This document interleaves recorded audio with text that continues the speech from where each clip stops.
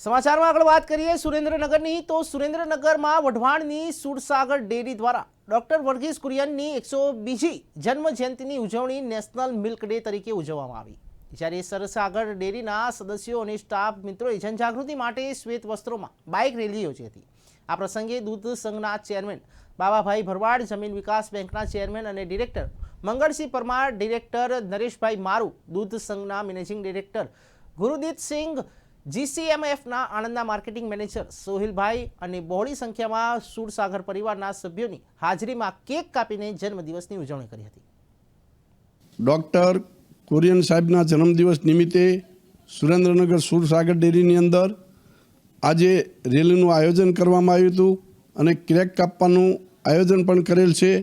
તે આજે દરેક મારો સ્ટાફ, બોર્ડ ઓફ ડિરેક્ટરશ્રીઓ બધા સાથે રહી અને ભવ્યમાં ભવ્ય રેલીનું આયોજન કરીને ગામની અંદર આખો રેલીનું આયોજન રૂટ પ્રમાણે બનાવેલ છે।